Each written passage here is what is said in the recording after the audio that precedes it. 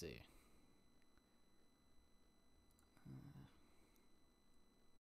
Testing, testing. There we go. Sure this is positioned right. Hello, hello, hello, everyone, and well, go with this. Just a little bit. There we go. Hello, hello, hello, Elford. Can the camera catch me? My camera. It's stable. There we go. Let's try that again. Hello, hello, hello, everyone. Welcome back to another SCP reading. Today we're going to start back with SCP-049, which, as it notes here, is a reworked version from the old version of the Plague Doctor. So, let us begin. SCP-049, Object Class Euclid. Special Containment Procedures. SCP-049 is contained within a standard, secure humanoid containment cell in Research Sector 2 at Site-19. SCP-049 must be sedated before any attempts to transport it. During transport, SCP-049 must be secured within a Class 3 humanoid restriction harness, including a locked collar and extension restraints, and monitored by no fewer than 2 armed guards.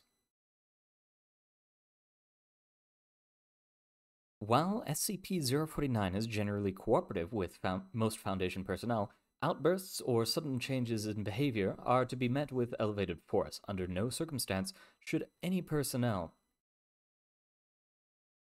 come into direct contact with SCP-049 during these outbursts. In the event SCP-049 becomes aggressive, the application of lavender has been shown to produce a calming effect on the entity.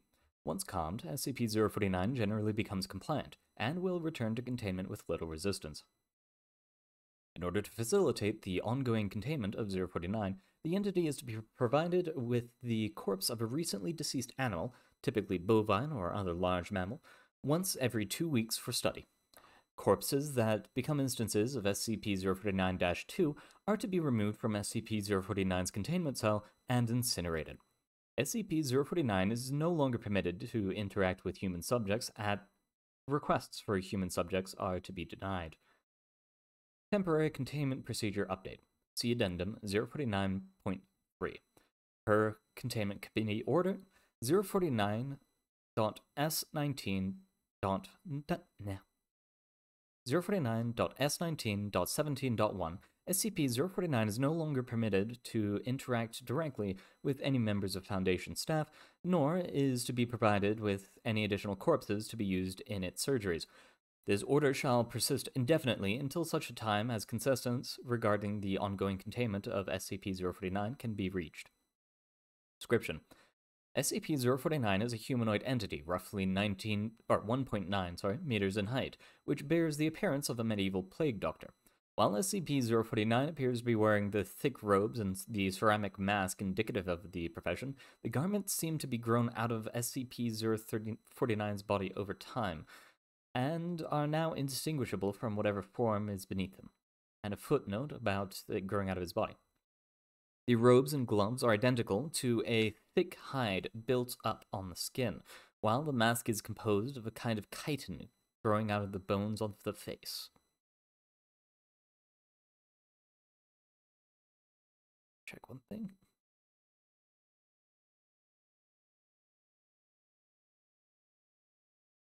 Alright, apologies for that.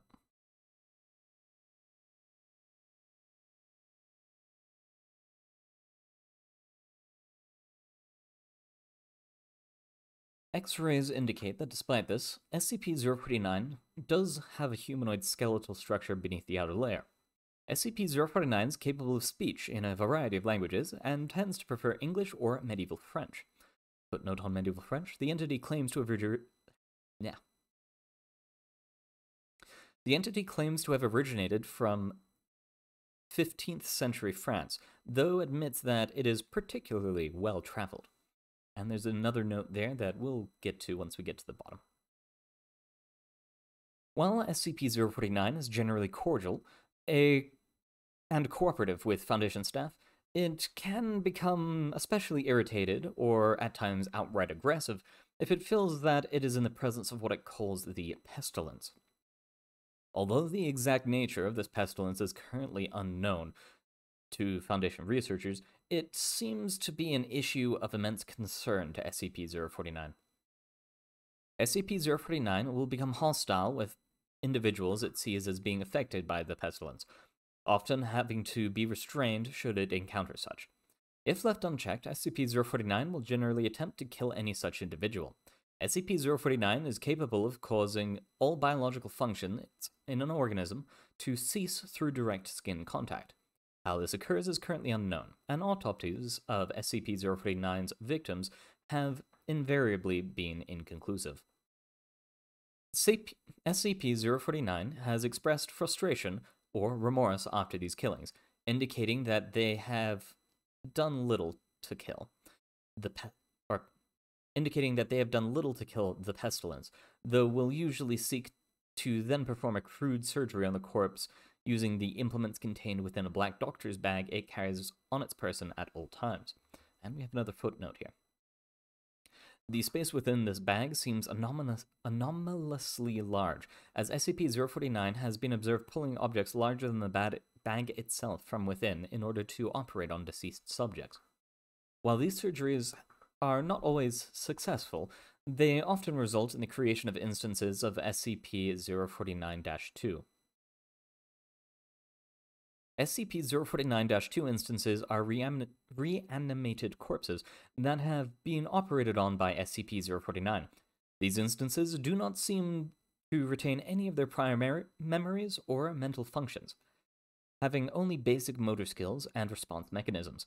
While these instances are generally inactive, moving very little, and in a generally ambulatory fashion, they can become aggressive if provoked or if directed to by SCP-049. SCP-049-2 instances express active biological functions, though these are vastly different from currently understood human physiology. Despite these alterations, SCP-049 often remarks that the subjects have been cured.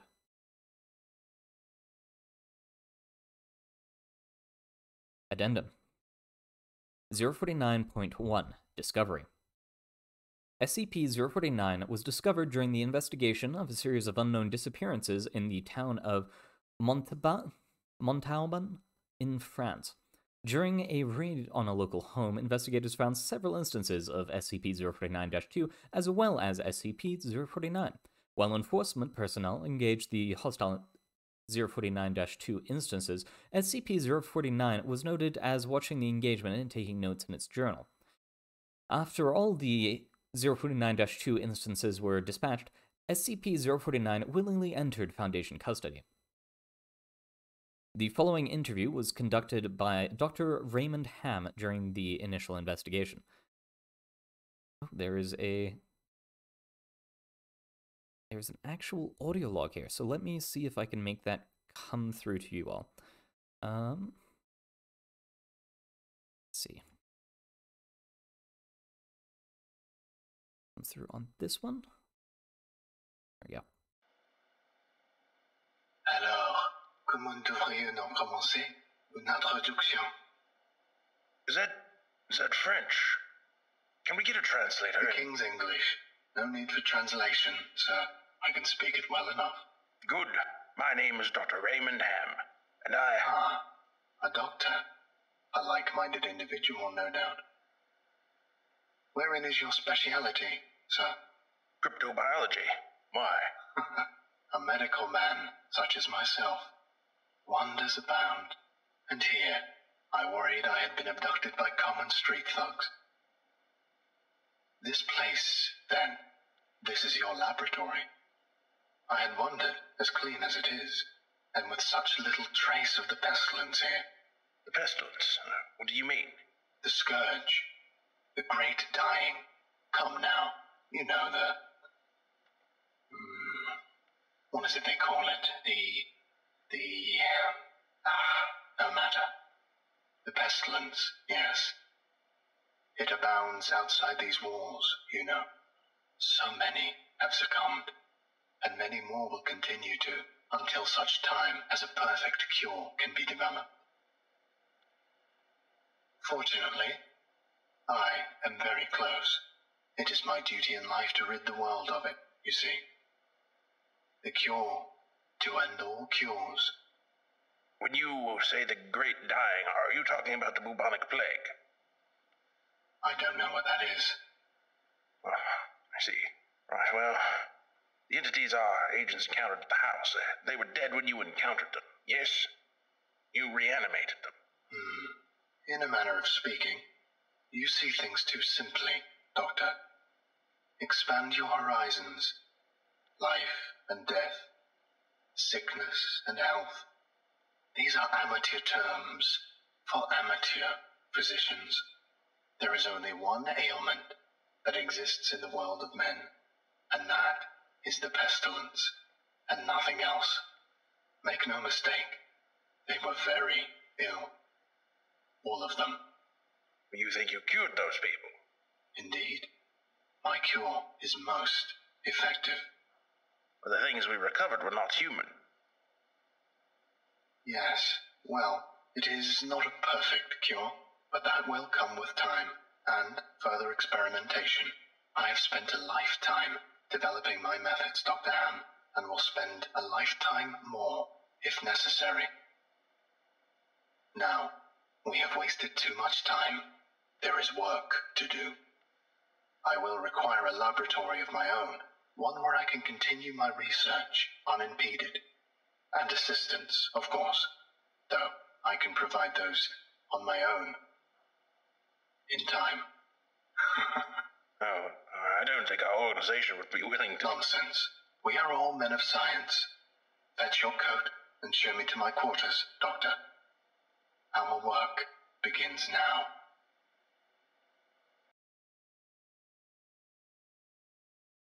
And that is the end of the audio log. I think this is the first audio log we've come across. Kinda like it. But, back to reading.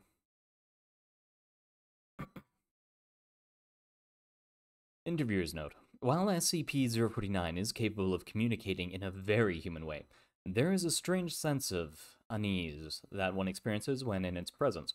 Make no mistake, there is something very uncanny about this entity indeed. Additionally, we've confiscated that pointed stick that SCP-049 keeps waving around. Part of this was due to standard confiscation protocols for the possession of anomalies, and part because 049 really is a menace swinging it about like it does. The entity was displeased at first, but after we made some concessions in providing it with test subjects, which are admittedly more for the benefit of our own research, it warmed up to the idea. Addendum 049.2 Observation Log. While in containment at Site-19, SCP-049 has spent a considerable amount of time studying and performing surgery on various mammalian corpses it has been provided. 049 will routinely spend days performing surgery, and then, regardless of whether or not the corpse becomes an instance of 049-2, spend several more days documenting its findings in a thick leather journal stored within its doctor's bag. SCP-049 will often seek to share its findings with the members of Foundation staff. The following is a log of several occasions during which SCP-049 has observed operating on a mammalian corpse. Observation Log 049.OL.1 Summary. Subject is SCP-049. Preface.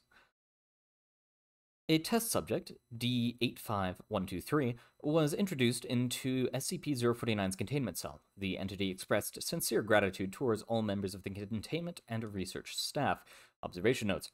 SCP-049 began by asking D85123 several standard medicinal questions as it began removing tools from its bag. Shortly after finishing its preparations, SCP-049 quickly closed the distance between the two, killing the subject with a touch to its throat. Afterwards, SCP-049 made a number of considerable alterations to the basic structure of the subject's corpse, often introducing fluids from within the bag into the subject by way of a hand-powered pump and copper tubing.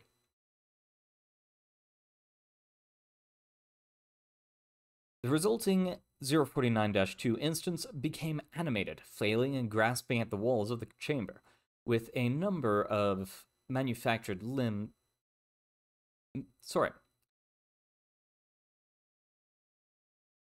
What? No? No, I did say that right. Oh.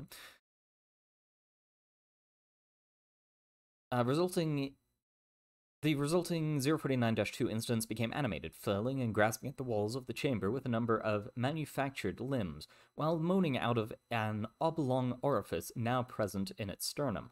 During this time, SCP-049 was observed taking notes in the instance in its journal, and remarking to the watching research staff about the efficiency of its cure. Security personnel entered the chamber to move SCP-049 back to containment and was attacked by the instance. The security team dispatched the 049-2 instance, and SCP-049 returned to containment with no resistance, stating that it was pleased with the results. Observation Log 049.OL.2 Summary. Subject 049. Preface. 049 was provided the corpse of a recently deceased goat. SCP-049 expressed gratitude at the provision. Observation notes. SCP-049 operated on the goat for several days, eventually resulting in an instance of SCP-049-2. SCP-049 expressed pleasure in this outcome, though admitted the disease was still in the nation? I'm not really sure how to say that. Stage. My veteran practice is rudimentary, but the patient responded well to the procedure. Observation Log 049.OL.3 Summary. Subject 049. Preface. SCP-049 was provided the corpse of a recently deceased orangutan. SCP-049 expressed gratitude at the provision due to the similarities between the orangutan and common human physiology. Observation notes. SCP-049 spent several days operating on the orangutan, reanimating it several times. However, SCP-049 appeared to be discontent with the results it experienced, returning to the creature 3 times after its initial reanimation to do additional work.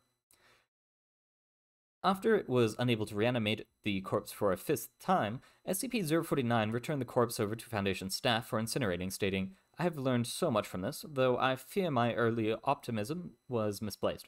I haven't yet come across such a stumbling block on my road to the cure. More subjects like this would do a great deal in advancing my research."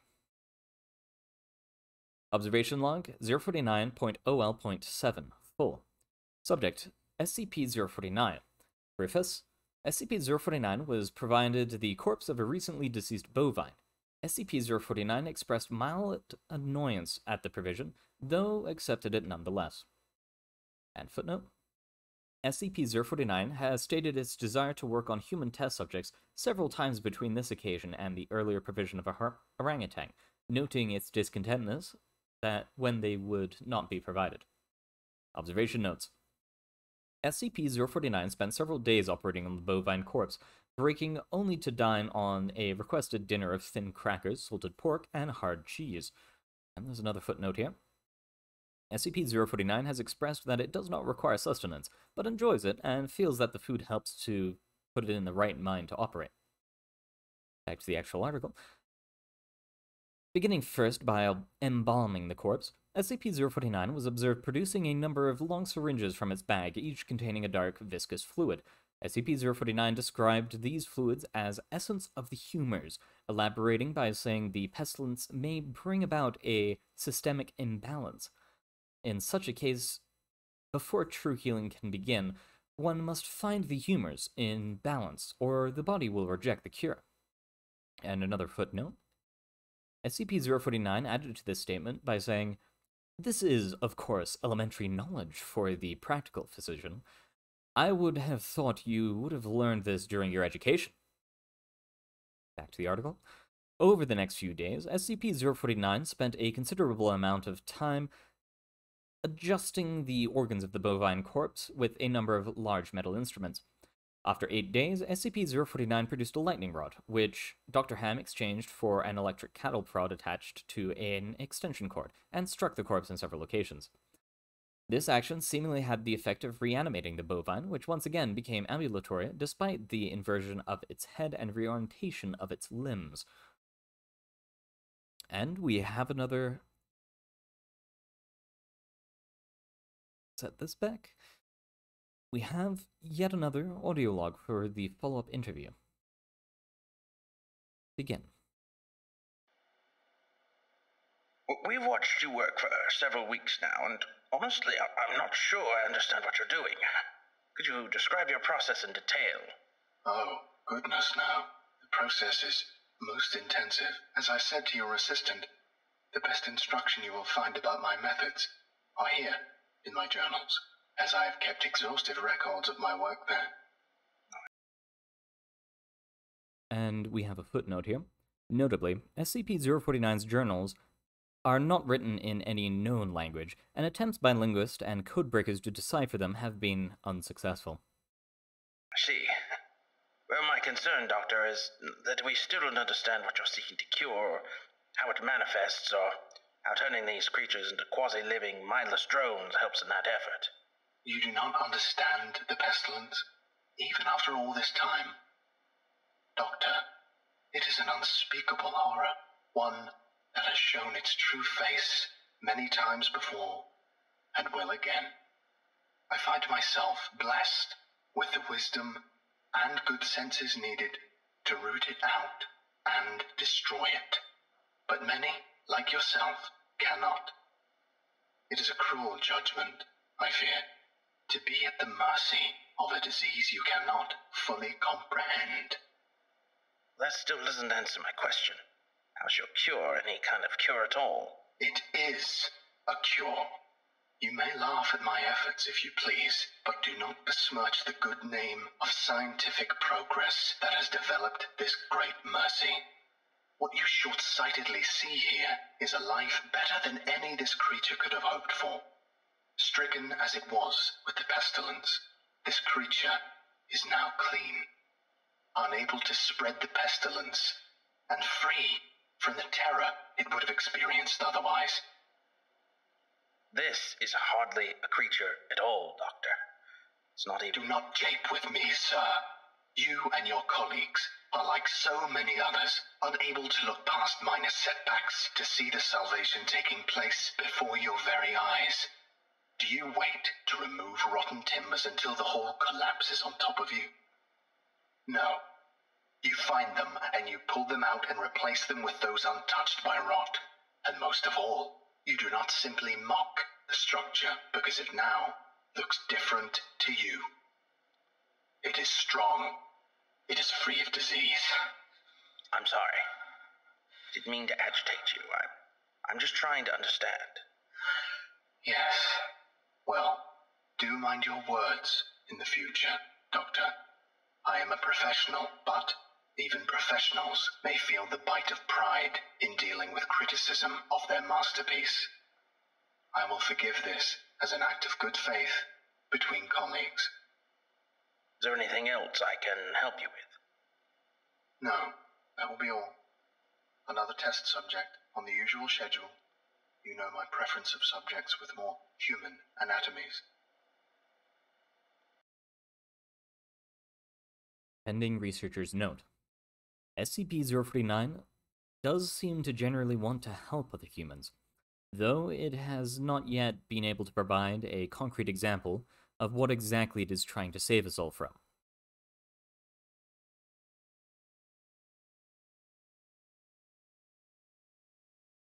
I have watched it now over several weeks, and while the outcomes do not seem to ever change, SCP-049 continues to claim that it is growing closer to its perfect cure. I think the entity may be more aware of the reality of these outcomes than it would like us to think. Addendum 049.3 04/16/2017 incident. Shortly after SCP-049's initial containment, Dr. Ham conducted a number of interviews with the subject regarding its anomalous properties, and began to note its displeasure with these subjects and the SCP-049-2's instances. This continued for a period of several months, during which SCP-049 never exhibited any aggressive behaviors. On April 16th, 2017, as Dr. Ham was entering SCP-049's testing chamber to conduct another routine interview, the entity began to grow anxious and asked Dr. Ham if he was feeling well. Following protocol, Dr. Ham reminded SCP-049 that the interview was required, after which the entity became hostile, attacking Dr. Ham and killing him. Due to a lapse in security protocol, and because Dr. Ham did not activate the in-chamber emergency system, Dr. Ham's corpse was not discovered until 3 hours later, at which point SCP-049 had converted it into another instance of SCP-049-2. In the aftermath of this incident, SCP-049 was interviewed by Dr. Theron Sherman. Begin log.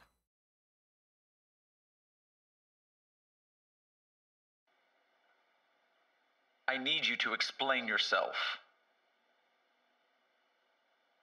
SCP-049, you are being directed to explain your actions, and I will remind you that failure to cooperate will result in further restrictions during your containment. My actions do not need to be explained. You killed Raymond Ham, and then butchered him until he... Not dead. No, not dead. He is cured. Cured? Cured of what? The pestilence, sir. I had thought you, at least, would realize what luck it is. I detected it before. What pestilence? You keep going on and on about this pestilence, but you have not once been able to properly identify this disease. What could you have possibly seen in him today that you had not seen so many times before, that it would be worth his life?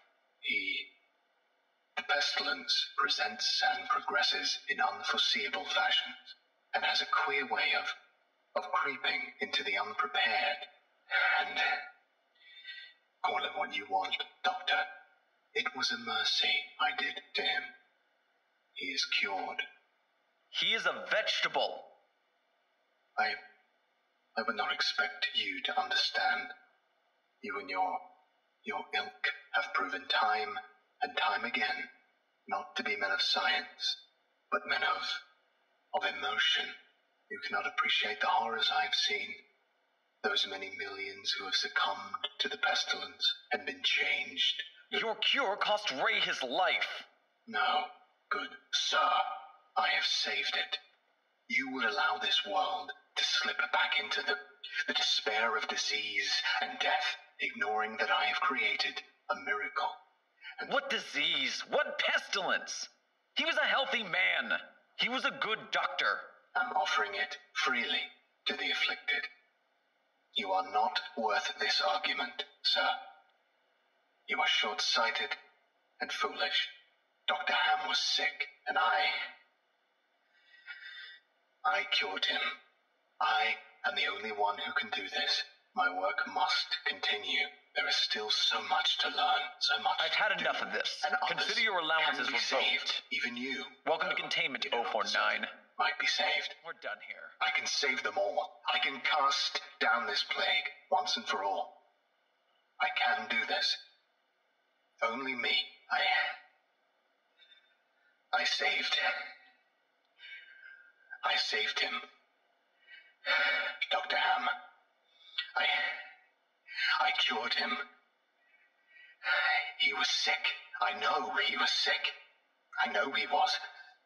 And you are all sick, but I can save you. I can save all of you, because I am the cure. Addendum 049.4 Post-Incident Report Interview. The following interview is an excerpt from the 4/16/17/049 Incident Report. The interview was conducted by Dr. Elijah Itkin. and took place 3 weeks after the initial investigation. Begin log. SCP-049, we are conducting this interview to close out our investigation of your actions taken on April 16th that resulted in the death of a staff member. Do you have any comments to make? Only that I look forward to the day when you will allow me to resume my work. I have spent the last few weeks compiling my notes and constructing a new theory for how the pestilence was able to infect someone in such an insidious manner that I nearly couldn't detect it. Have you experienced any remorse for your actions? For the death of Dr. Ham? Ah, yes. Well, the death of a colleague is always regrettable. But in the face of the pestilence, we must be swift, Doctor, and act without hesitation. Dr. Sherman noted in his report that you seemed to be mournful during your initial interview. Mourn? Perhaps. I had not thought that. It is lamentable that a fellow doctor became infected, but the work continues. Regrettable as it was, Dr. Ham's death provided important insight. Living human subjects are the only way to proceed forward, I am decided. My cure is of little use on dead flesh, and I have gleaned all I can from your generous supply of corpses. My desires turn towards tending to those still living who suffer from the disease. I'm afraid you're going to be disappointed. Oh, Doctor, I wouldn't be so sure. End of log. And we've hit the end, but we'll hit through a few of the little links on the way.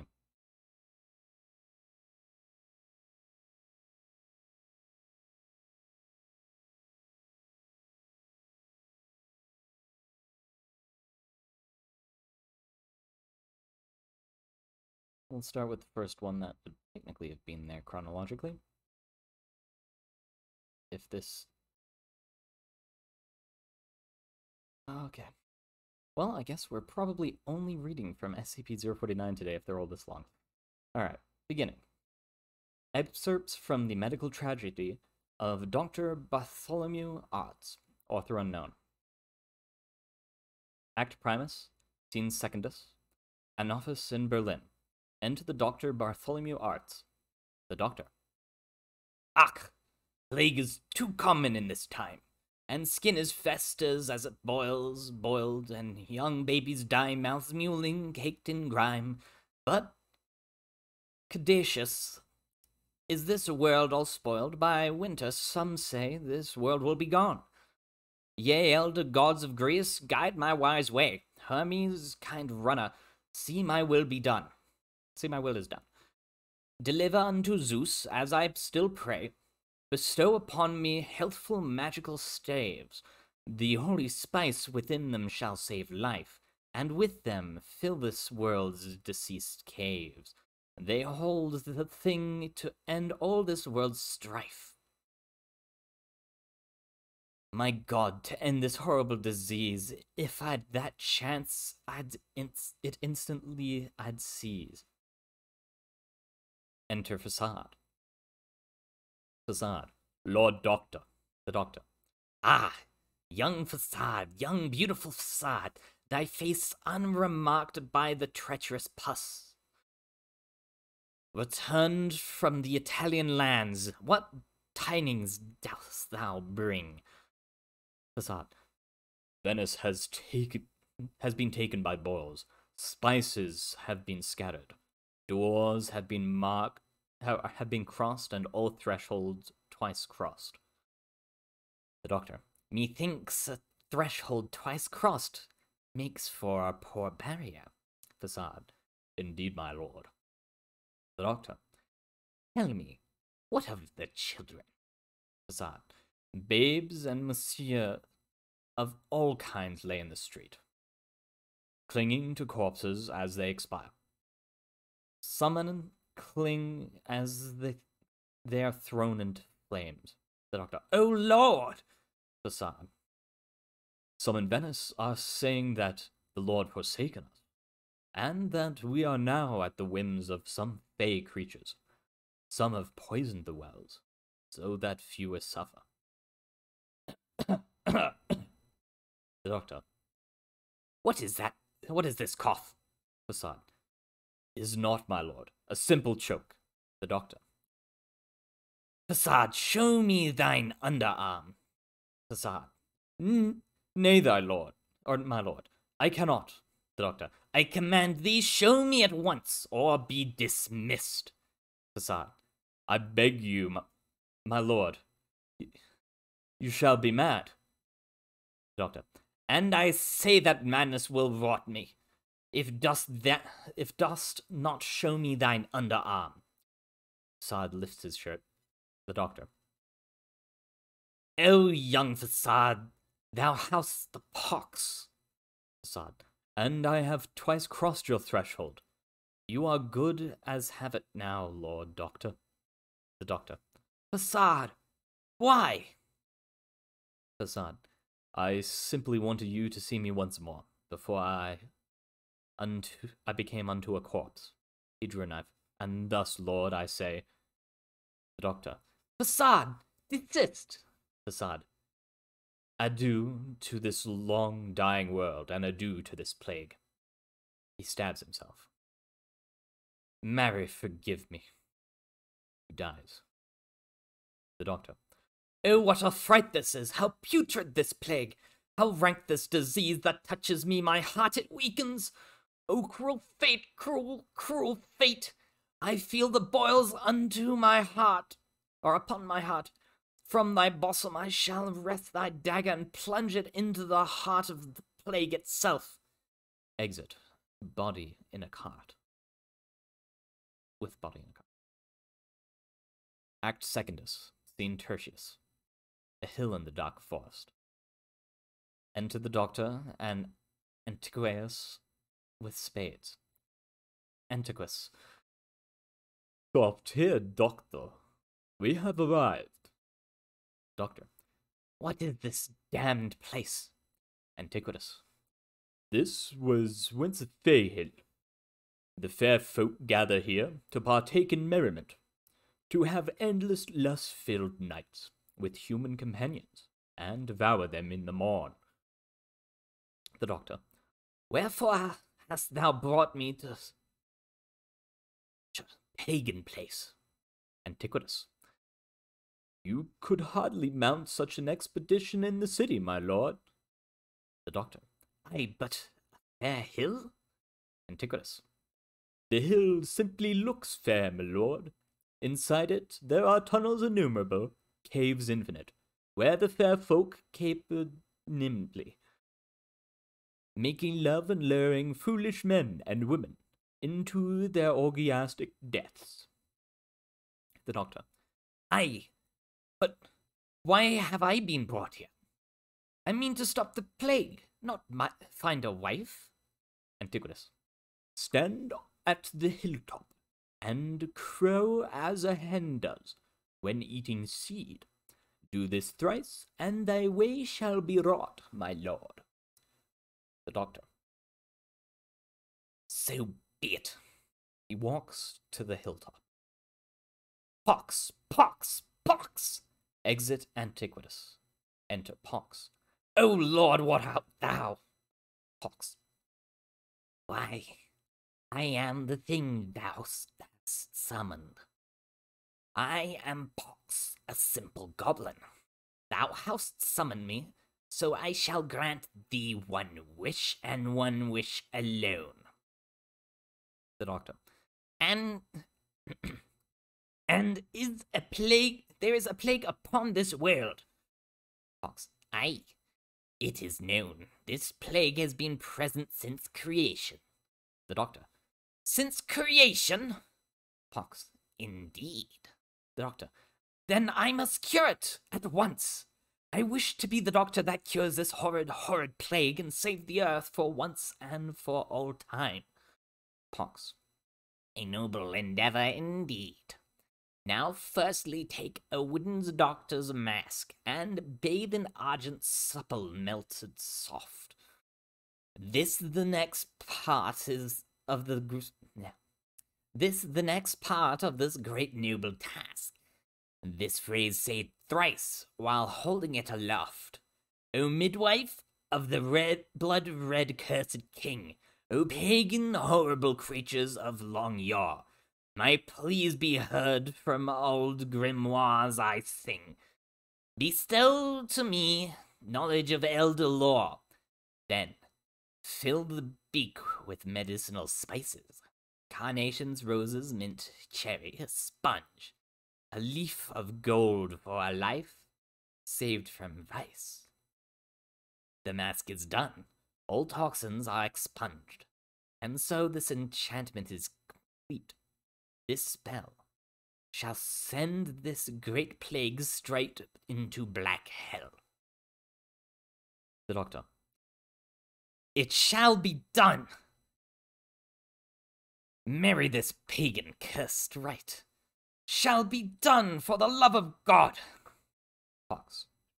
Yes, for the love of God. God be with ye. Exit Pox. The doctor. It shall be done. I shall retrieve the mask. Spices. My cure will be most effective. Exit doctor. Enter Antiquitas and Pox. Pox. Oh, foolish doctor. Antiquus. He had a good humor about him, all fair and balanced, till his facade was taken away. 'Tis a pity, Pox. Aye, 'tis for his sake. Come, Antiquus. Let us follow him through the way. I wish to be present when the doctor cures his first patient. Exeunt. Act Tertius Scene Secondus. The deathbed of Heir Arnold Bode during a storm. Enter Bode, his wife Ylva, their servant Driscoll. Bode. I feel God close to me. I fear I join him on this night, and if I do, I fear it will not be heaven. Ylva. I have sent for a doctor, my love. Thou shalt not suffer. Bode coughs. Love, pray thy rest on the bed. Thyself rest on the bed. Driscoll.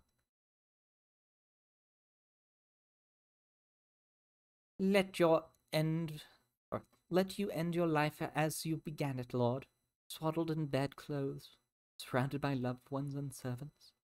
Bode. Is it not my time? It cannot be my time. A loud rapping is heard.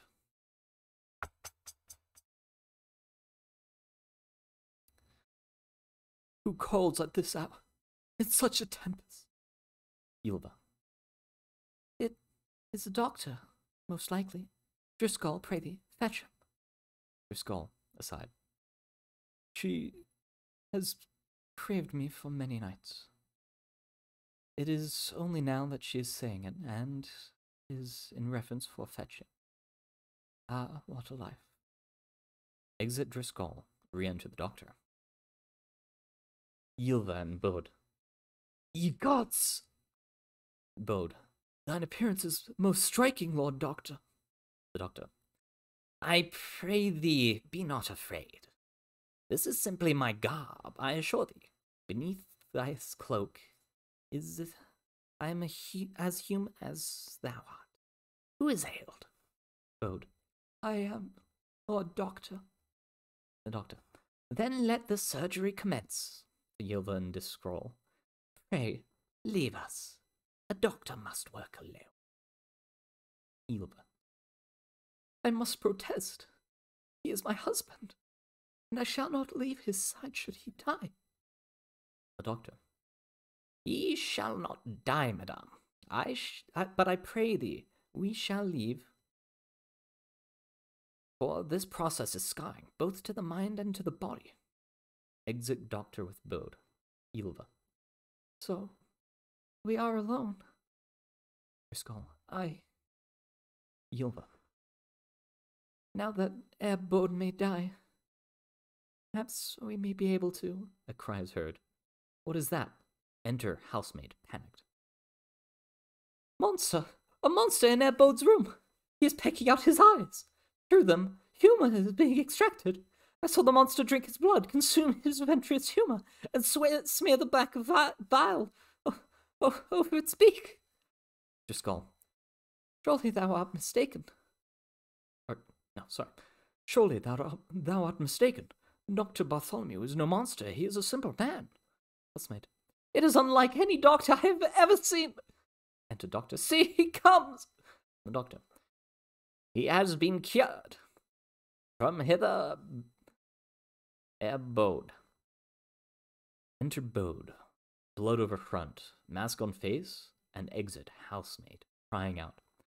Ylva. Oh, dear God. Driscoll. What is the meaning of this? Bode. Fear not, loved ones. I have been cured of the plague. This cure shall spread to you as well. Driscoll draws a dagger and attacks Bode. Driscoll. Die, abomination! They fight. Driscoll is struck down, and a mask, much like the Doctor's, is forced upon his face. Ylva. Oh, Lord! Driscoll, the Doctor, and Bode. Come. Our cure is most effective. Exit Ylva, pursued by Driscoll, the Doctor, and Bode. Act Tertius, scene secondus. Away between worlds. Enter Pox and Antiquitas. Pox. Oh, the plague... Oh, the plague is dead and gone. The plague is cured and done. Soon humans will be overrun. The plague is dead and done. Antiquitas. Indeed, Lady Pox. It is done. Man's last hour is now. Not even Abaddon could accomplish this. He and all his demons fit in hell, seeing what the fair folk have wrought. Pox. It is not we who shall rot. Come, let us watch from a feature-facing window. Xunt. Act Courteous, scene Primus. A godhouse in Berlin. Enter Grossman, Pratchman, two gods pursued by Abomination. Grossman. Back, swine, back! He thrusts a sword towards the Abomination. They fight, and the Abomination falls. Pratchman. What foul creatures are these? Grossman. I know not, friend, but I fear that this be at the end times. The dead walk, their eyes eaten, their humours drained. Pratchman. It was in good humor until a while ago. Grossman. What happened? Pratchman. I saw it myself whilst we were chased. Grossman. These are hydrated, they are. Pratchman. Hydrated? How? Grossman. When one dies, 2 more rise in their place. When 2 die, they come 4 more. When 24 score rise. Pratchman. Fetch the guns. For the love of God, fetch the guns! Grossman. I do not believe we can hold out against the entirety of Berlin town with simple guns. Pratchman. All we require is 2 bullets. Grossman. 1 for each of our mouths, then. Pratchman. The Abomination rises. Grossman. Oh, get back, Pratchman! Fetch the rifles! Exit Grossman and Pratchman, pursued by Abomination. Act Quartus, scene Tertius. The Doctor's office. Enter the Doctor. O spirit upon us all, I am deceived. The fair folk were not, nay, the fair folk, these blasted beings. They said this was a cure for a plague. Enter Pox. It was a cure for a plague, Doctor. The plague of humanity. For far too long thy kind has impunged upon this world horrors of all kinds, and now thou art the death of humanity. The Doctor. I am a healer, not the false shepherd. Pox. Thou art the best shepherd we could have asked for, Doctor. Now the world returns to the Fae, and nature shall once more bloom. We thank thee. Doctor. Nay, Nay, I say! The doctor draws a lancet and attacks Pox. She falls. Pox. Fool, we created thee. Thou shalt end humanity. Dies. The doctor. God above and devil below, forgive me. I am witness the true final end times. Tempted by a fey wretch who I let live, I must make much repentance for my crimes. He stabs himself. Let this end with my blood spilt upon the stones of Berlin. Forevermore this plague is done. Dies. Enter abominations, several. Carry corpse out. Scene. Well, that was fun. Alright. Next on the list. Practical physician. Death in Doctor's Hub. Death is not the greatest of evils. Rather, it is to wish to die that when one cannot. Sophocles. In the beginning there was death, then after, and forever after. Or then and forever after. As creation's most ancient of beings, there are very few things that the brothers' death do not entirely understand. Oddly enough, one such thing are their own creations. Born from mass grave at the time of plague, the children of the barrow forever owe their allegiance to death, they who gave them life. Born from conflict and into conflict, the children of the barrow seek always to create a world without it, a world where they would no longer be needed. Born with skill in medicine and healing, the children of the barrow name themselves plague doctors, a name fitting for more than one reason. For each plague they cure, another is brought forth from their very existence. The children of the barrow wish only to heal, but the brothers of death may have other plans for them, as does life. Main tales. 3 short scenes about death, therapy, painless, surgery, and, coming soon, pathology. Another time we may read these, it appears to be more of the plague doctors. Back to the previous one. Any no language.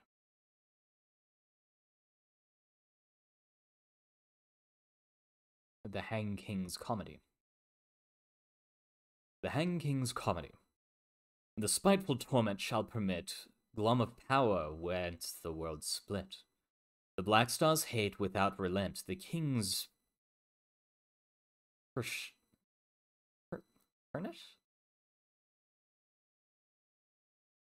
Let us see how this word is said. Pernicious, got it. Okay, let's start this from the start. The spiteful torment shall permit glum of power whence the world split.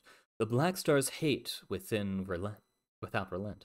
The king's pernicious. Let's try that again. Pernicious. The spiteful torment shall permit glum of power whence the world split. The Black Stars hate without relent. The king's pernicious games is spent. Failed usurpers 10 trillion times, fueled by those to who sinned no crimes. So now my reign stands to begin. Anguish the court of strife and sin. Existence within my control, agony wrecking my very soul. Thus I will feed the king his sin, to die till he can't die again.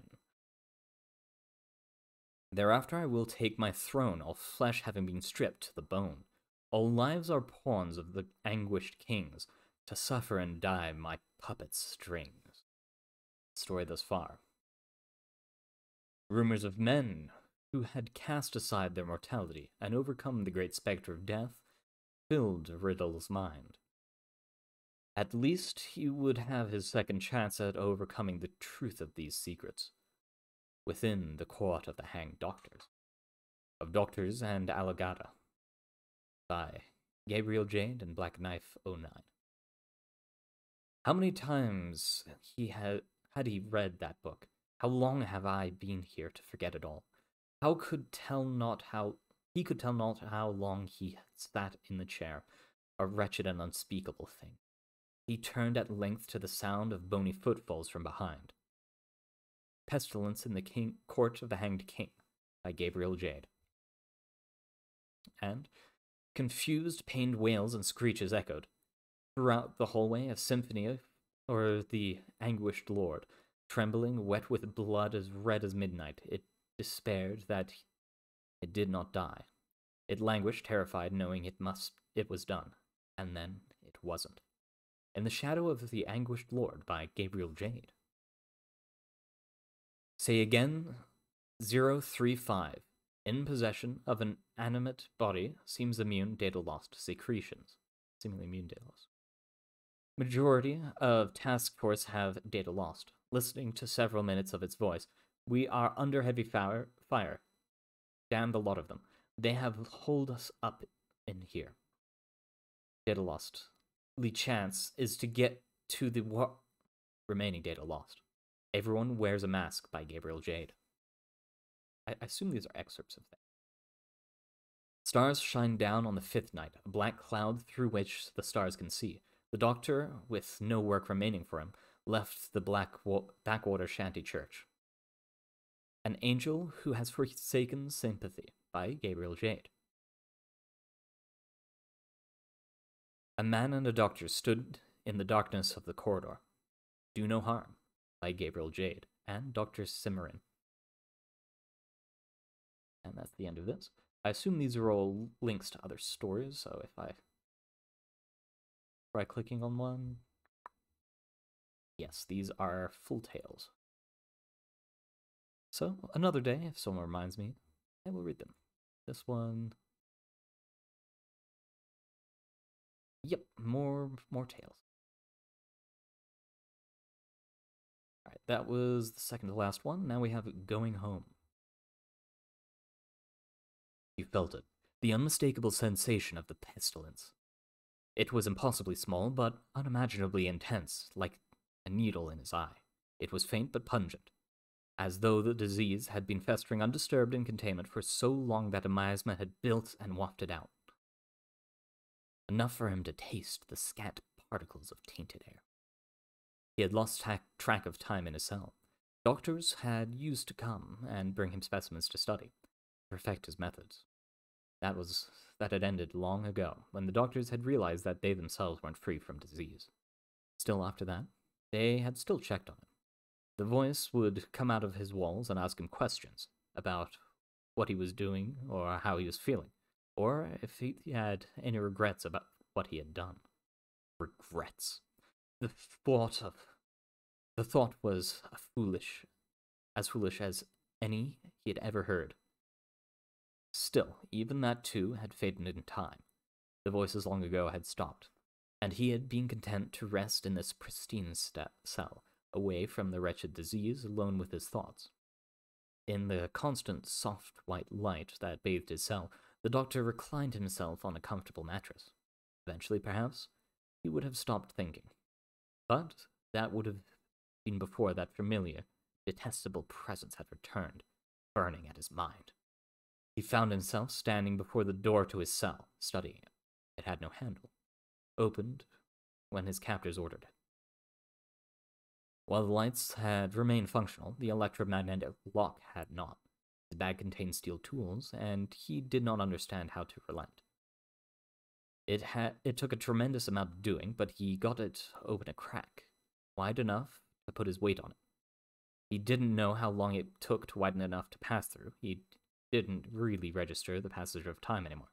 When he was in a hallway, well lit and devoid of any other life, all the easier to navigate.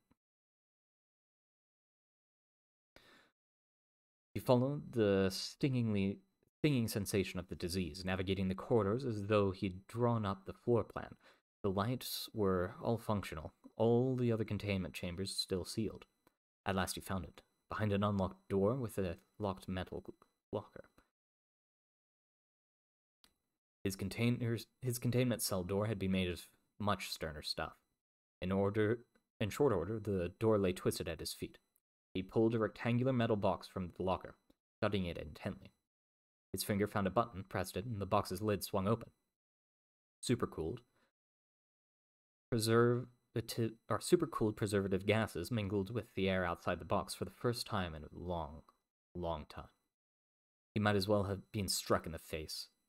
Vapor cold as ice wafted in a great cloud from the unsealed box, and he dropped to the floor with a clatter which echoed throughout the silent facility. He steeled himself, kneeling down, lifting the faced box. Let's try that again. He steeled himself, kneeling down, lifting the face-down box aside, and gingerly plucked the tiny black speck from beneath it with his index finger and thumb. Behind his mask, he gritted his teeth and held the mosquito up to his eyes. It wasn't the insect. It was the sack of blood which the creature had engorged on. The upturned metal box became his operating table. Black bag slammed unceremoniously to the ground. His hands drove inside, withdrawing an empty brass syringe and vial of thick black fluid. The needle plunged through the cork stopper, filling the glass cylinder halfway with viscous pitch. The needle withdrew, then pierced the engorged mosquito's body, withdrawing the plagued blood within it to mix with the black medicine in his syringe.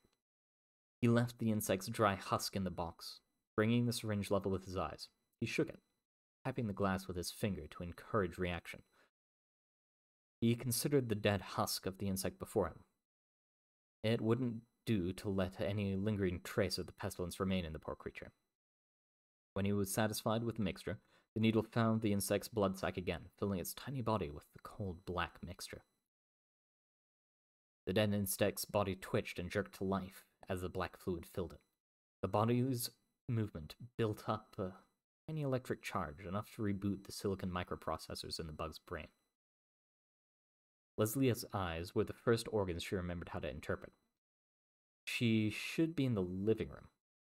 That's where she'd gone, but this wasn't Merle's living room. The blurred figure she saw couldn't be Merle. "Who's there?" She weakly asked at length. The clarifying black blur shifted, coming more clearly into focus. "Where's Merle?" "There's no one here but me and you." The black form shifted and came closer until white filled Leslie's vision. She made out the icy gray eyes observing her. Oh God, where am I?" "You are in a prison, though the wardens, it seemed, have left." "A prison?" Leslie staggered to her 6 legs, wings slowly returning to life to beat weakly. "What kind of prison?" Her voice cut off as her GPS locator cut on. "Oh God, I'm at Site 19. Is that what you call this? Is that what this place is called? Odd. After all this time, that I would learn my prison's name from a mosquito." "I need to get back to Merle." "I don't know where or who Merle is." "I know where he lives. I can find it. The weight of her situation began to dawn on her. She was several hundred miles from Merle's house, in Site 19, with an anomaly she knew nothing about. Still, at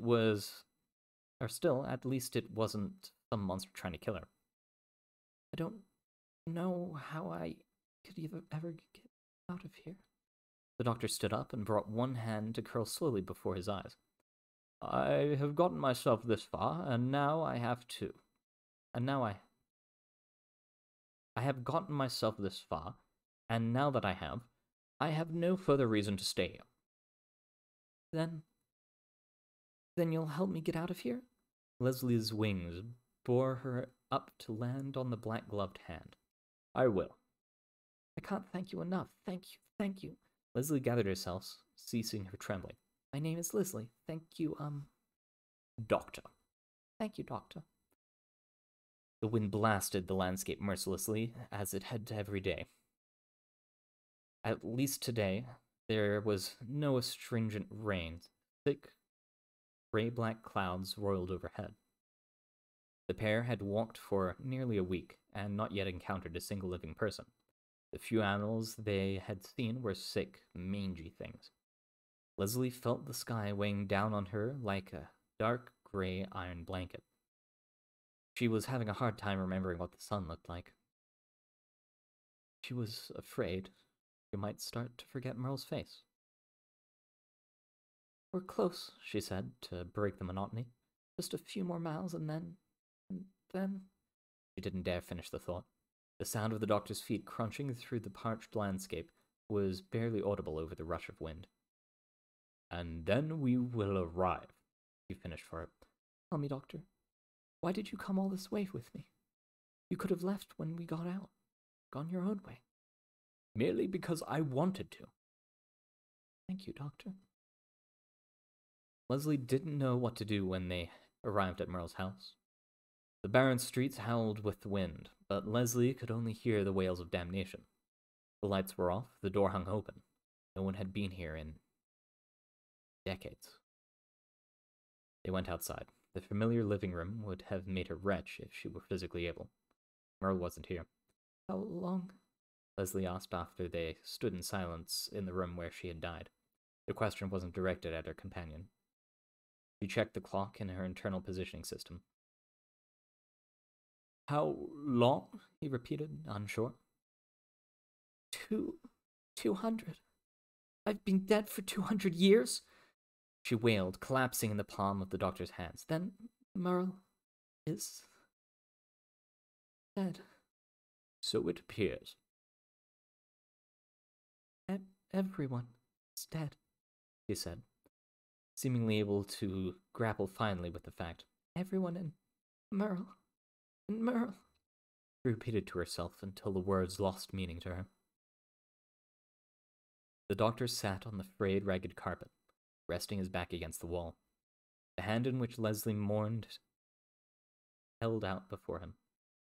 He asked, "Where will you go now?" He lived here, so now I will live here. I will be just like it was." She couldn't continue, and fell to her side, against the rough but comforting leather. She had no tears, but her sobs racked her nonetheless. At any minute, Merle will come through the door." "Then I will wait for him here with you." And that is the end of this for now. I think there might be a continuation, but we are over now, and usually when we hit the end of that, I like to move on. Wrap up. I'll take a quick look at the next one. If it's short, then I'll read it. Yep, it's short. Alright, so one more. SCP-050, Object Class Euclid. Special Containment Procedures. So far, all attempts to contain SCP-050 have proved fruitless.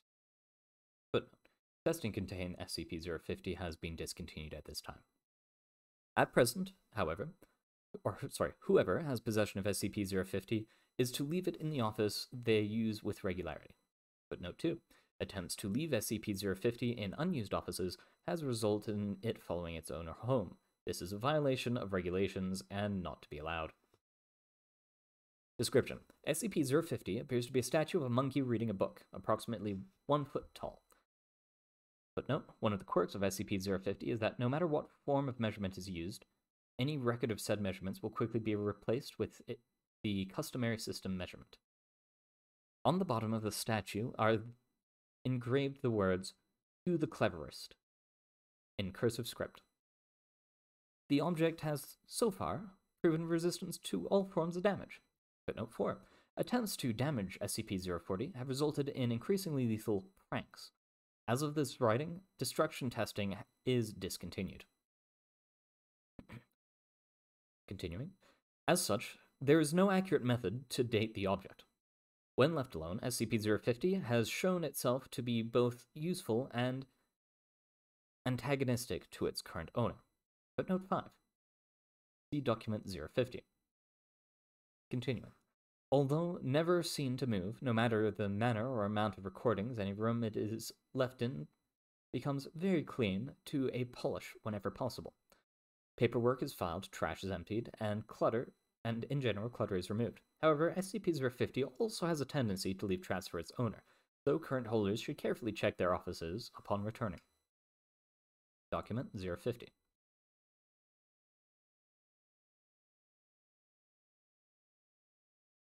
It's tricked me. It's long. Oh well, we'll get to the end of this one at least. Document 050. The Great Researcher Prank War of Blank.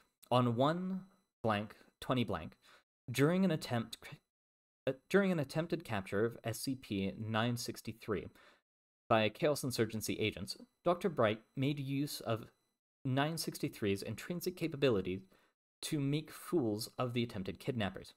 When Bright returned to his office, he found a monkey statue waiting for him. His office had been tidied in his absence, and everything filed away, which came as something of a shock to the naturally messy Dr. Bright.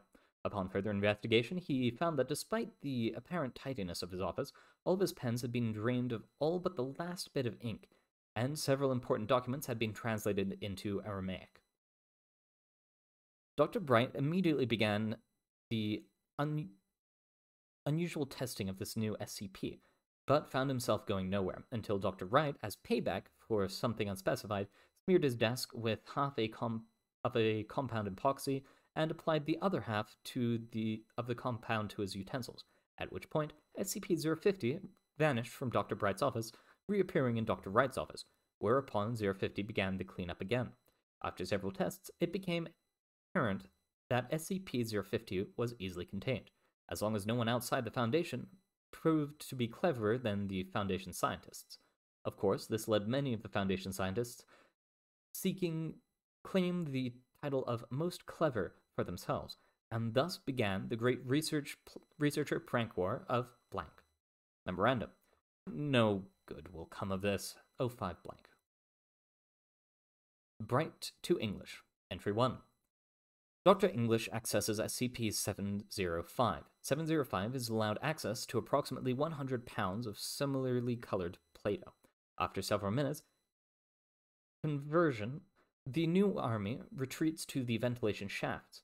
No footage of Dr. Bright's room exists, but several hours later, Dr. Bright stumbles out, covered in little red welts and red Play-Doh, swearing and muttering. SCP-050 transfers ownership to Dr. English. English to Eisendorf. Entry 2. At 11:30 p.m. on blank blank blank, Agent Sturlenikov is seen exiting his room in full rage, carrying a machine gun. Smoke pours from the open doors of his quarters. Senior researcher Eisendorf is later found to be in possession of 050, proving that a good enough prank will attract 050's attention no matter the target. Entry 3. Eisendorf to Kondraki. At 10:25 a.m. on blank blank blank, Dr. Eisendorf returned from a brief coffee break to discover a typed note sitting on his desk, rewritten there. Dr. Eisendorf, it seems that there was a problem with the Class A amnestic you requested following your SCP-231 assignment. Please hop on the next plane leaving from your site and wait until someone comes to pick you up so we can get this all sorted out. Cheers, 05 blank. Despite factual and stylistic errors on the note, inappropriate informal style, the fact that there is no overseer 3.14, Dr. Eisendorf apparently took the note seriously and became highly distressed. Dr. Eisendorf boarded the next airplane leaving Site 23, which turned out to be a regularly scheduled flight traveling to Site 19. Dr. Eisendorf apparently did not realize this until landing, at which point he still waited over 8 hours outside the site before a guard found him and asked him what he was doing.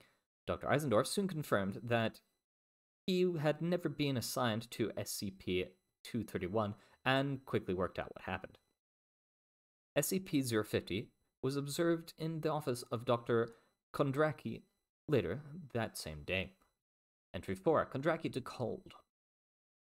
At 7:28 p.m. blank blank 2009, Dr. Kondraki was called away by Assistant Researcher House under the pretense of a SCP-173 containment breach. Security cameras recovered footage of the ensuing prank. Upon returning to his office, Kondraki pauses briefly when he reaches his door. Moments later, he is seen backing slowly out of his office, keeping his eyes fixed on something inside. It is later revealed that Dr. Kald had placed a replica of SCP-173 in Kondraki's office, positioned in such a way that it faced the door, establishing eye contact with whoever might enter the room. Kondraki continued to retreat until slipping in on a hereto unnoticed puddle of cooking oil. The replica SCP-173, made of wireframe, papier-mâché, and spray paint, was relocated to Dr. Joseph Cold's office shortly followed by SCP-050. Entry 5. Cold to York. Upon returning to his office on blank 2009, Dr. Cold was surprised to find the statue replaced with a note reading, "I can't believe no one thought of this." The statue was later located in the staff locker of Agent York, who had simply stolen it. Entry 6. York to Cold. The statue returned to Cold, York's living space in utter disarray. Agent York is found unconscious, the words "to be earned" tattooed on his forehead through unknown means. Entry 7. Cold to Light. From blank 2009 to blank 2009, maintenance teams were called 27 times to Dr. Cold's office while he was out, all having received orders to install, repair, or remove a piece of furniture from the office, apparently at random. Dr. Cold became increasingly paranoid about these intrusions, considering his possession of SCP-050, and at blank of blank 2009, decided to bring his paperwork and the SCP back to his quarters and work from there. Upon entering his quarters, Dr. Cold was doused by the contents of a bucket, where carefully balanced on the entrance's door jab. Ownership of SCP-050 changes to Dr. Light. Entry 8. Light to Coleman. On blank 2009, Dr. Coleman was seen pinning a notice to the break room notice board, which read, "Due to the effects of SCP blank, all personnel who have received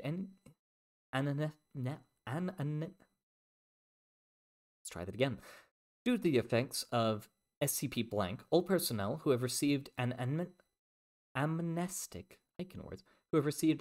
amnestic of any kind within the past 6 months are required to report to Dr. Light immediately." This was signed and notarized by no fewer than 17 members of O5 Command and senior staff. After seeing an email was immediately sent out retracting the information and causing mass panic among some of our more paranoid employees. After what can only be described as a bum rush on Dr. Light's refurbished office, resulting in the destruction of many items contained within, SCP-050 was found on Dr. Coleman's desk. Entry 9. Coleman to Okagawa.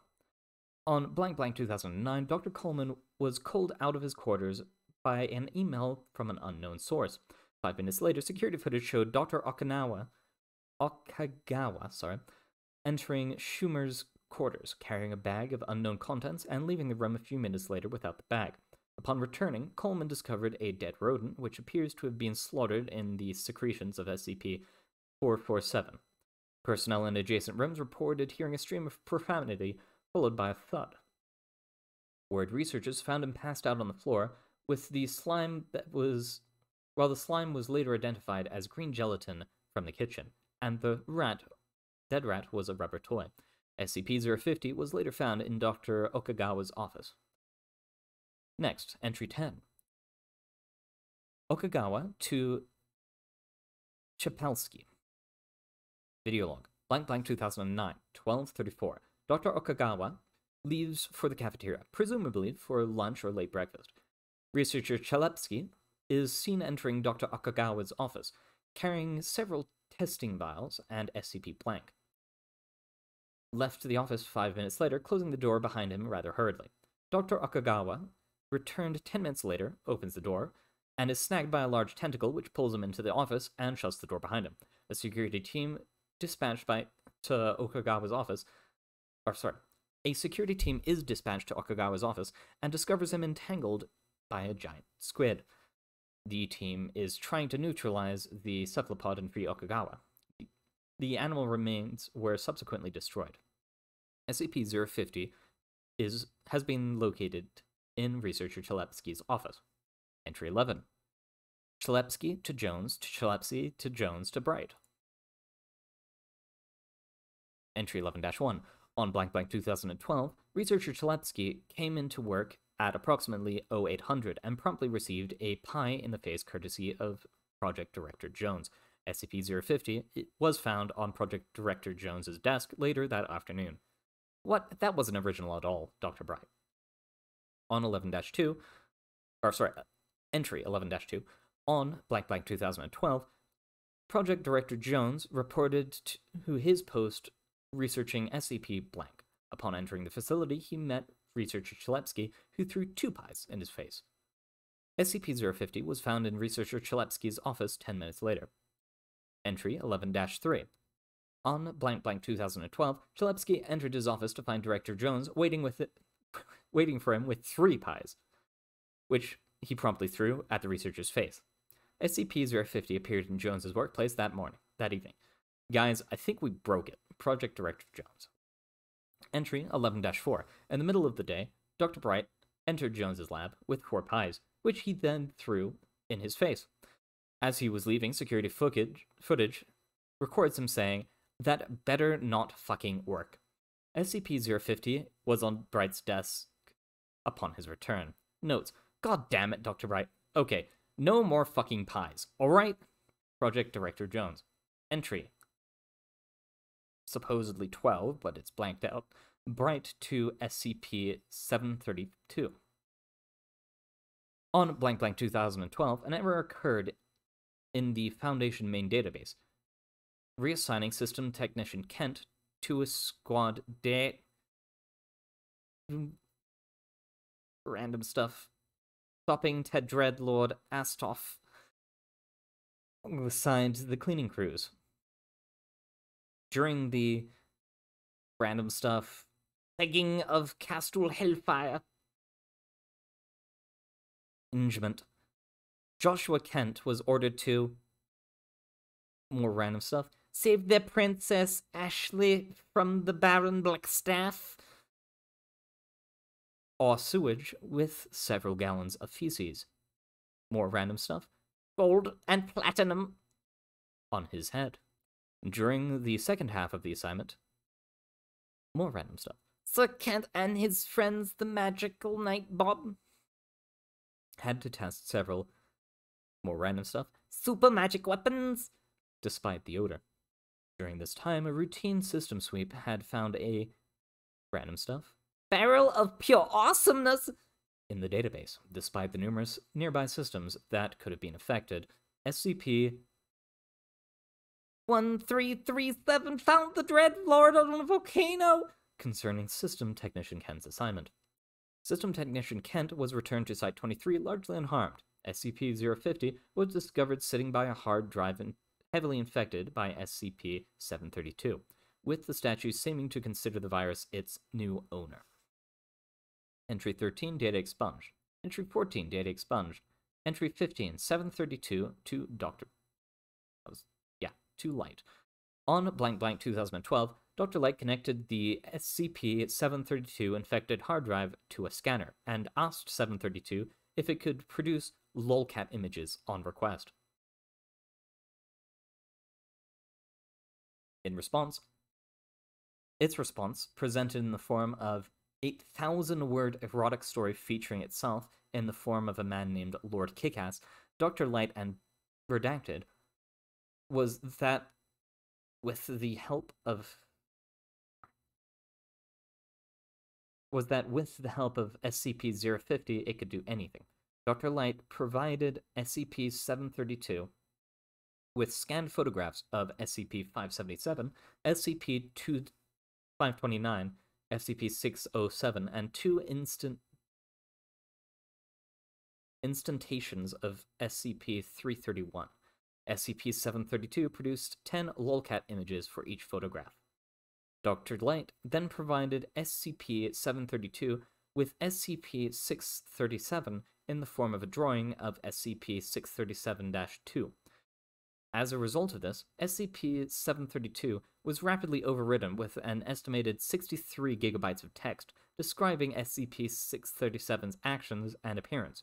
Whether this information could have filled all the available computer memory is unknown, as the last actions of Lord Kickass instantations were to induce total mechanical failure of the hard drive, accompanied by catastrophic, uncontrolled oxidation. SCP-050 was found in Dr. Light's office the next morning. Note, SCP-637-2 reports that SCP-637 was not harmed by its venture into SCP-732, but that its fur was really messed up. Note, other copies of SCP-732 seem unaffected by the suicide of Lord Cass. Alright, well, that is definitely a very interesting little side thing. But, you know what, I will check 51. If 51 is short again, it's short enough. Okay, we will read 51 and then I really will stop. SCP-051, Object Class Safe. Special Containment Procedures. SCP-051 and SCP-051-A are to be kept in a sealed containment facility. SCP-051-A is to be kept within a locked, climate-controlled document box with a viewing window to prevent degradation of its material. Any personnel, with the exception of pregnant or non-sterile female personnel who might not be aware of an early-stage pregnancy, may access SCP-051 as long as a request is placed beforehand and cleared by site administration. Description: SCP-051 is a 25 cm, 10-inch, atomically correct model of a human female, carved out of ivory with typical Asian features. Microscopic analysis has shown that the head of hair is human hair. The doll is jointed at the shoulders, hips, and knees. And toes, knees, and toes. The stomach area of the doll is fully removable as a cap of ivory, exposing a detailed ribcage and organs, and 2.5 centimeters, or 1 inch, ivory fetus connected to the main figure by a leather umbilicus. When brought into the presence of pregnant females, SCP-051 has various deleterious effects upon the pregnancy, generally resulting in a miscarriage of the fetus. Reports include a gentle compulsion to handle the model, open with its stomach cap, and take out the fetus. Open its stomach cap and take out the fetus. The result is nausea and cramping within 5 minutes, vaginal bleeding that begins as spotting and may progress to hemorrhage within the next half hour, and miscarriage within 2 to 24 hours in most recorded cases. Medical records indicate that the aborted fetus bear moderate to severe defects. Pregnancies carried to term after exposure to the model have resulted in severely deformed live births, including blank deaths of the mothers and blank infants terminated after birth by the delivering physician. See interview 051-1 below. Witnesses to the live births show signs of severe emotional trauma that was alleviated after Foundation interviews by administration of Class A amnestics. SCP-051-A is a fragment of text on rice paper that was discovered by SCP-051. The surviving text is written with plant-derived ink, test dated to the 12th century, and the characters have been identified as a known early dialect of Japanese. Translations reveal the text is part of a prayer or spell against demons that attack unborn babies. The incantation orders these forces or demons into the model, instead of a pregnant woman, claims to trap them there. However, centuries have degraded the paper and ink so that the full incantation and instructions, if any, cannot be deciphered. Addendum: SCP-050 and SCP-051-A were discovered in a box of early Japanese artifacts delivered anonymously to the Blank Museum in 1938. After 60 years and numerous incidents resulting from contact by female secretaries, researchers, and students, an agent on staff in the museum's archives learned of its properties and obtained it for Foundation study. Interview 051-1.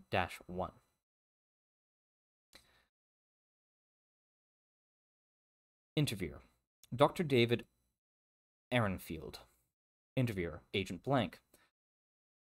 Forward: Dr. Ehrenfield was the attending physician at the death of Maria R. Blank Museum, 02 January 1942. This interview was conducted off-site as Dr. Ehrenfield was a resident of blank nursing facility at the time of the interview. He was 95 years old and physically infirm, though retaining most of his mental faculties. A Class A amnestic was administered after his interview. Begin log: October 2000 . Interviewer: Thank you for seeing me, Doctor. Dr. Ehrenfield: You are welcome. I have outlived most people who would care to hear such stories. Then again, they would surely have thought I was telling lies or slipping into dementia. Now you may think the same, but at my age, I do not care. Interviewer. Can you tell me what you remember of the events of January 2nd, 1942? Dr. Ehrenfield. It was an ugly day, cold and ugly. Blank can be a wonderful city sometimes, but weather is a bad season. Winter is a bad season, sorry. It is late in the evening when my housekeeper told me I had been cold. I was tired, but a birth is always a wonderful experience. I thought it would cheer me. I had a nurse with me, but the girl never came back to my office after that night. 15 minutes, perhaps, for the cab to reach the museum from my house. I'm not certain, but I think so. The doorman was waiting for me. He led me to the room where I found poor Miss R. laid out on a window table, covered in that canvas grounds cloth, I think, to make her more comfortable. Interviewer. What was her condition when you arrived? Dr. Ehrenfield. Thinking back now, I should have realized it was very bad. But I was young and had not much experience. She was quiet and only grunted with each contraction. She did not respond when I checked her vital signs and spoke to her. She did not even look at me. There was quite a bit of blood. A gush of it covered my hands as I reached down to begin helping her with childbirth. The floor was slick with it. The floor was slick with it under her, and the baby had not yet crowned yet. It was dilated well, and the contractions were going quite close together, and this made me fear she may be having a breech birth. I showed a calm face, though. I did not want to panic my nurse and the researcher, Dr. Merrill, who has merely a dignified older man. I believe I wanted to impress him. Interview. And then, Doctor? Dr. Ehrenfield. I was concerned because of all the blood, that her life was in danger. I told her to push, and she was pushing, and my nurse was helping her, putting downward pressure on the abdomen. As I attempted to manually aid the infant's emergence, I will spare you the details of a breech birth procedure. It can be found in any obstetrics manual of the time. I probed blindly, and I felt. I thought it was a coil of the umbilicus, perhaps tangled around the baby's neck. I almost withdrew, thinking that the estotomy was required, but she tore before I could proceed. There was more blood, and the baby began to emerge into my hands. Never seen such a thing. You are a researcher. You know much of the common syphilic birth defects. This was uncommon. I thought it was the first time that the infant must be stillborn. Its flesh was grey, not the vernix-covered grave, normal birth, but lifeless and degraded, smell of decay. I rushed over, and the poor mother screamed at her last push, and the infant was delivered into my arms. The great rush of hemorrhage, the deformity, unspeakable. The cavity was completely open, the limbs. Interviewer. It wasn't a stillbirth. Dr. Ehrenfield. It looked at me. I heard the nurse above me begin resuscitation attempts, then heard her gasp and falter as she saw what I held. Gagging as the smell filled the room, I tried to drop the creature, but it clung to my arms. Felt my skin begin to blister and crack. Strange how clear I can remember it. At my age, and sometimes I cannot even remember what I had for dinner. The infant was almost double the length of a normal viable fetus at 8 months. Slower body. Segmented.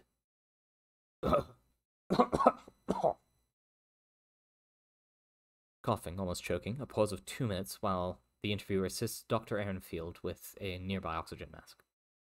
Interviewer. What did you do then? Dr. Ehrenfield. It began to laugh.